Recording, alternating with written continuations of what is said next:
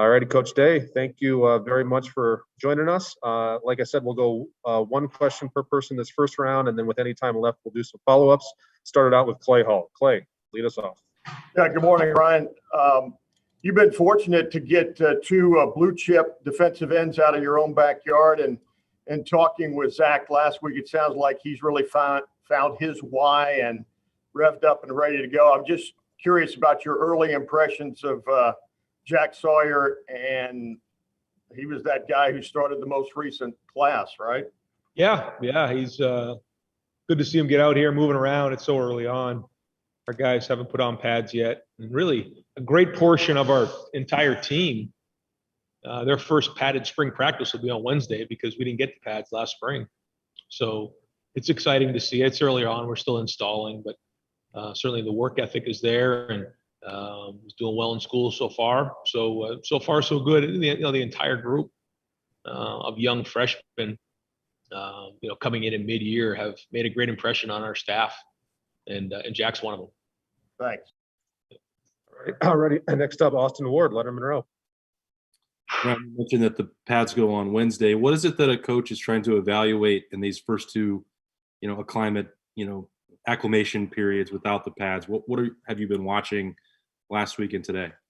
Yeah, it just comes down to how much effort they're giving, and then after you have the first practice, it's how well do you make the corrections on the field from the day before. If you're making the same mistake twice, then something's not right. And really what it comes down to as you start to move on with practices and start to stack the practice, everybody can have energy the first day of practice, but who can continue to bring it every day? And how do you do that?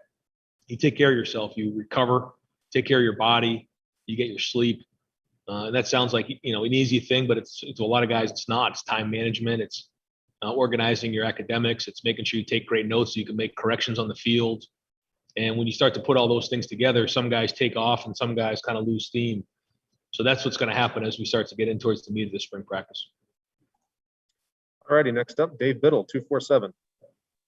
Thanks, Mike. Hi, Ryan. You obviously want to limit the amount of hits your quarterbacks take, but especially for young quarterbacks who haven't had many game reps at the college level or haven't had any game reps at all, how important is it this spring, to get them some live reps where they have to worry about the Zach Harrison and Tyreek Smith hitting them? Or is it not worth, the injury risk to have them go live in practice? I think there'll be times where I'm tempted to make them live after a bad read or something like that, but we're not going to make them live this spring. It's just there's too much to risk there. So we really haven't done that much. Probably not going to do that. All righty, next up, Bill Landis, The Athletic. Hey, Ryan, I want to ask you about your cornerbacks.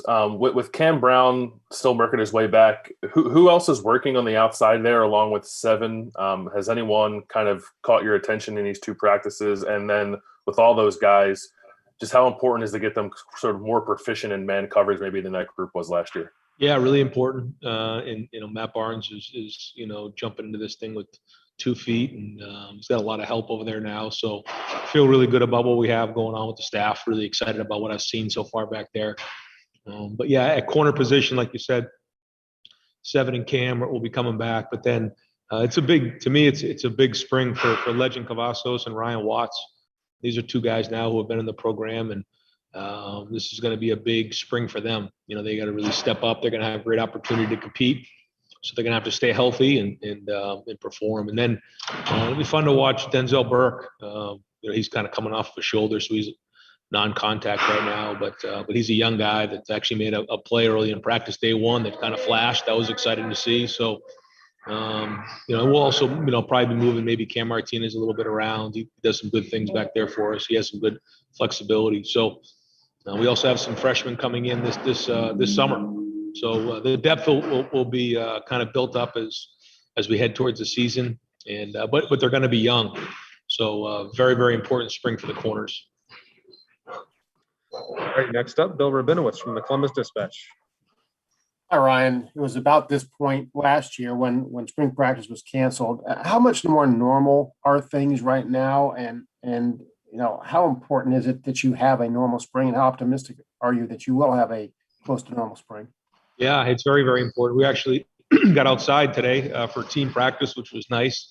So it feels like things are somewhat getting back to normal, but it's extremely important. We've kind of felt like we've got to this point a few times where we're just kind of getting going with the fundamentals, and then we've had different shutdowns and different things get in our way. But now we're really getting to the meat of it, and this is very, very important for us.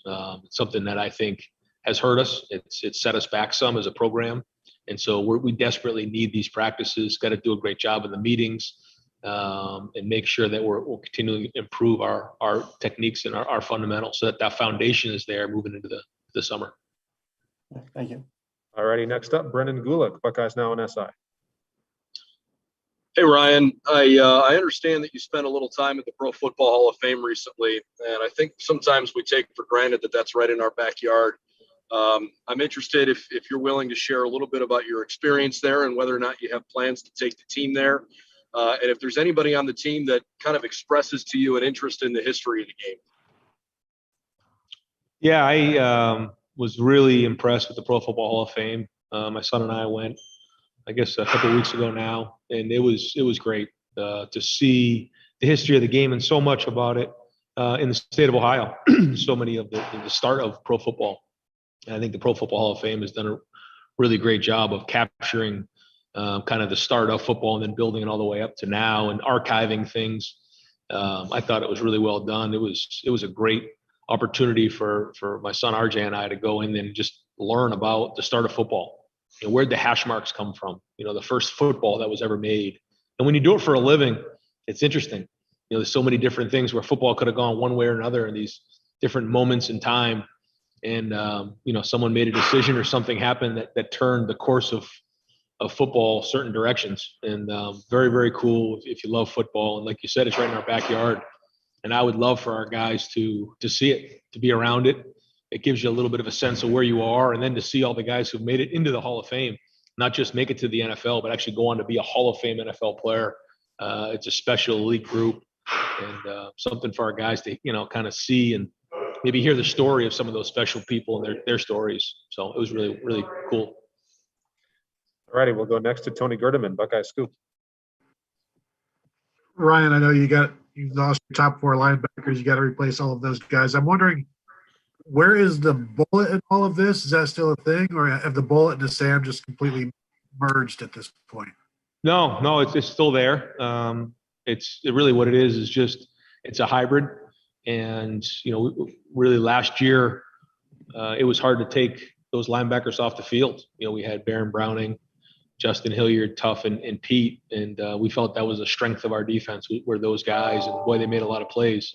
But as we head into this off season, again, looking at our personnel and who we have, and then some of the offenses that we're going to face and how we need to adapt, we're going to continue to talk about that and figure out how the bullet plays into this season. All righty, next up, Nathan Baird, Cleveland.com. Hey, Ryan, since we're not able to see any practices yet, can you give us more of a rundown of who's practicing with first team, getting reps at those first team spots on both sides right now? We're rolling right now. So we're kind of just rolling guys at different positions. We do kind of some different drills, half line things, 7-on-7, and then even in the teamwork, we're kind of rolling a bunch of guys. We typically have 2 teams, and then the 3s and 2s kind of get mixed in as we go. So we just want to get a guys a bunch of reps. It isn't so much about the team. We talk really about how the spring is about getting guys better individually.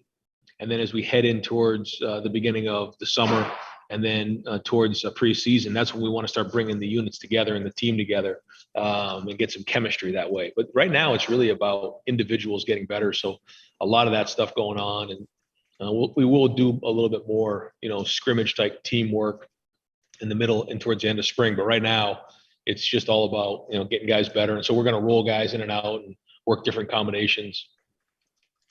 All right, we'll go next to Dan Hope, 11 Warriors. Hey, Ryan, there's a lot of talk this time of year about guys, changing their body and getting in better shape. Just wanted to ask you, what kind of a role does Kayla Olson play in that in terms of getting guys improving their diets and eating better? Yeah, Kayla's been excellent for us. She's really grabbed onto this role and run with it. She's a former athlete who goes above and beyond, in my opinion, for these guys. She takes them to the grocery store. She customizes each of their diet to exactly what they need. If they need to put on weight, if they need to cut weight, if they have certain restrictions, whether it's allergies or things that they like in their diet, teaches them how to cook. She's been over the top, and she's a huge part of our operation, and we're very, very lucky to have her. All righty, next up, Stephen Mead, Cleveland.com. Sort of a recruiting question amongst all the spring stuff. I know you guys keep an eye on Michigan's recruiting board throughout your process because that's your rival and that's what you're supposed to do. Are there national teams that maybe you guys pay a little bit of attention to, even if it's not necessarily at the same level? Maybe teams like Alabama, Clemson that you might see down the line when you're trying to compete for a national title? Yeah, we're always looking at that stuff, and I know Mark's always keeping an eye on who guys get, But for us, it's really about identifying the right guys for us.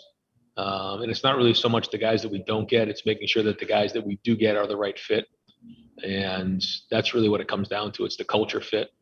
And I think I've probably mentioned this before, is just, I believe that in today's day and age, it's about finding the right fit, telling them why Ohio State's a great fit for them, and then having them choose the school.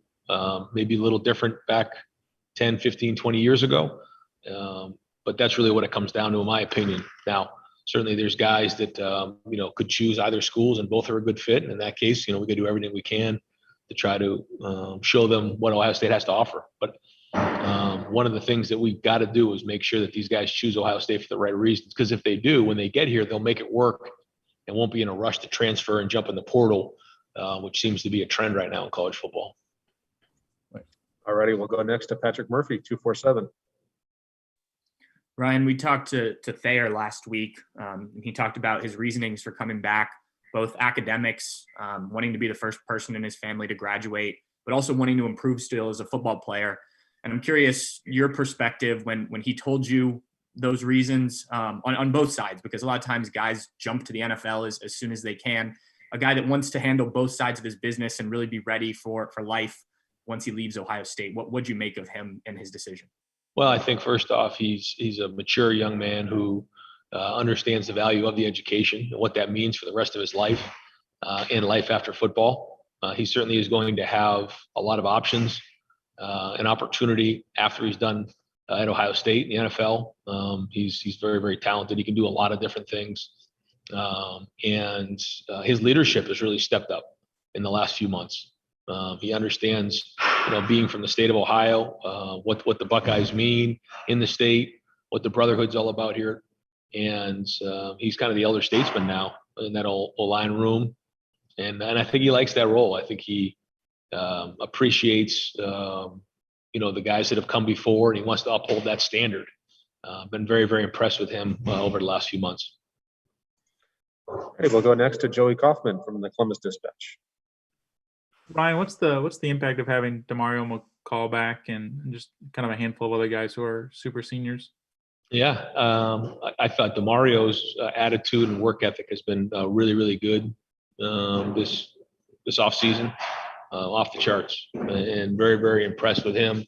It hasn't always gone exactly the way that Demario's wanted his career to go, and try to find him a role in the offseason. He's tried some different things, and so we'll continue to look to find that. But if he continues to work the way he does and keep a great attitude, then good things are gonna happen for him. And there's quite a few guys that fit that role, and I think it says a lot about their relationships with their teammates and how much they love Ohio State. Alrighty, next up, Tim May from Lettermen Row. Tim.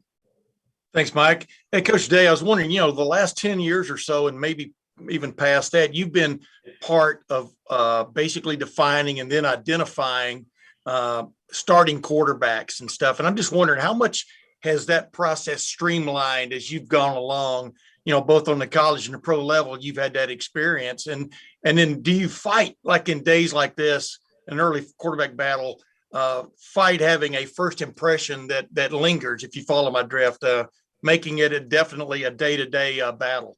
Yeah, no, you're right. Like you said, you can't label somebody early on because it's such a developmental position. And like you're saying, I mean, you think about some of the guys who made it to the NFL along the line, they've hit adversity somewhere along the course to where they've been. And it's who can kind of handle that adversity and work to get better. So yeah, it doesn't all come at once. It's all part of the process. It's part of the learning. You know, and you get around guys, you can start to get a feel for how much it matters to them. And I think in the end, that's the thing that I've found with quarterbacks. If they have enough talent, if they care enough, and if they want it bad enough, then usually it'll work out for them. And that's something we keep an eye on. But like you said, on the field and how things go, we just want to kind of keep building, put one foot in front of the other. And like you said, don't label early on. Just let it play out. Let these guys compete. Thanks, man. All righty. Next up, Doug Lamarice, Cleveland.com.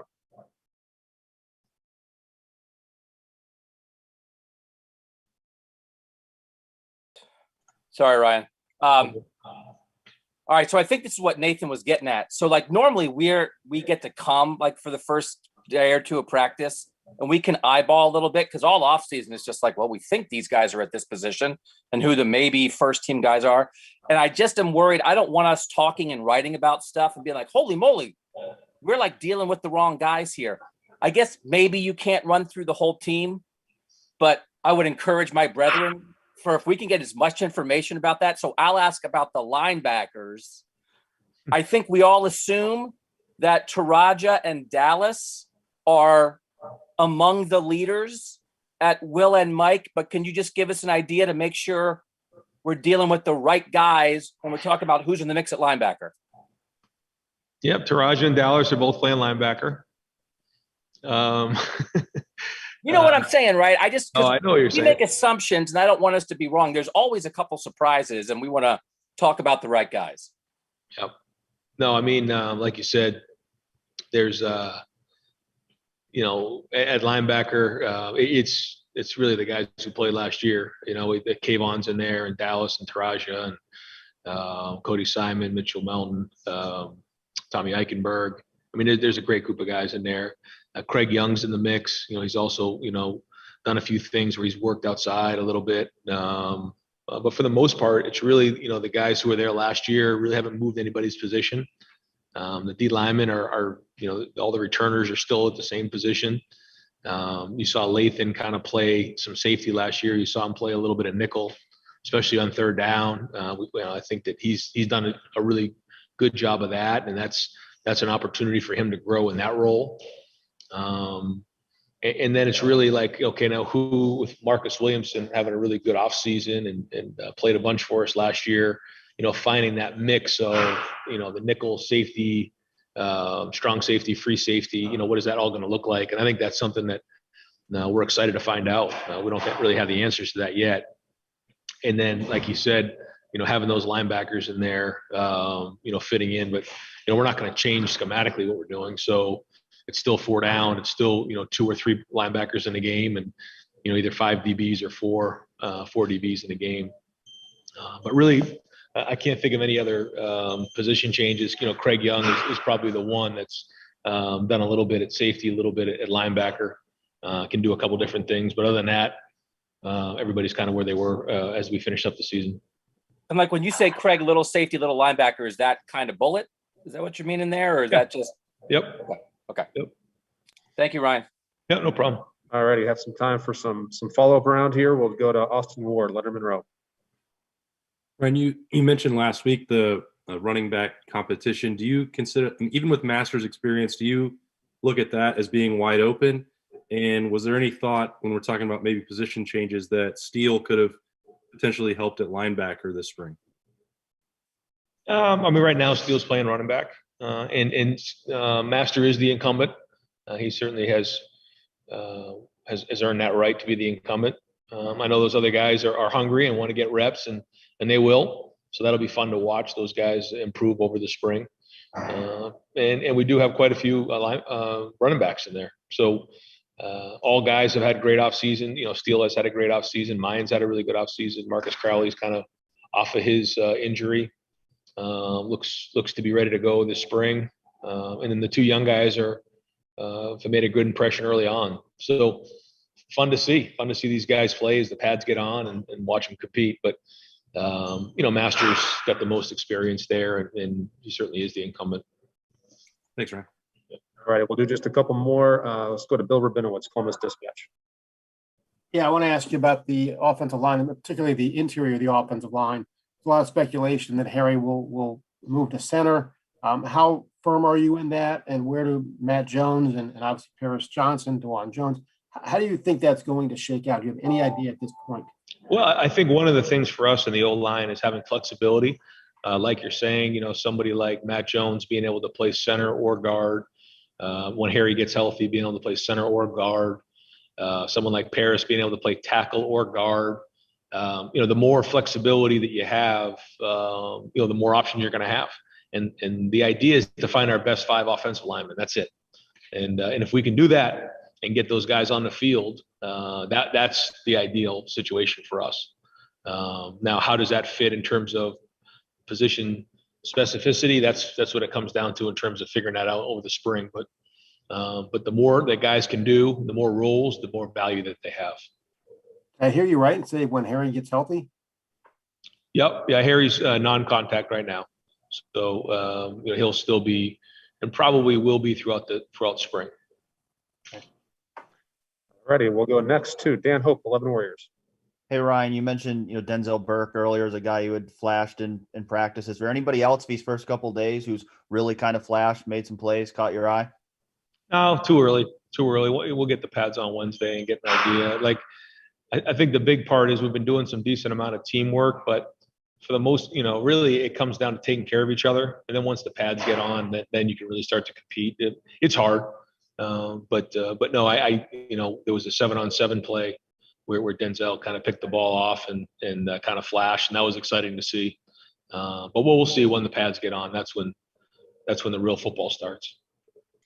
All righty, we'll do 2 more. First to Nathan Baird, Cleveland.com. Doubling back on the running backs, as you're evaluating Trevion Henderson and Evan Pryor this spring, what are you looking for those guys in this spring period? Especially, I guess, once contact and things started, what do they have to show you this spring that maybe leads to a real role this fall? I mean, how quickly they can pick up the offense, and then first off, ball security. Who's going to take care of the football? The fastest way to find yourself on the bench at running back is to turn the ball over and not have ball security. That's the number one thing in our program. So, at least on offense, and so we have to take care of the football, and so that's critical. But then how quickly can they pick up the offense?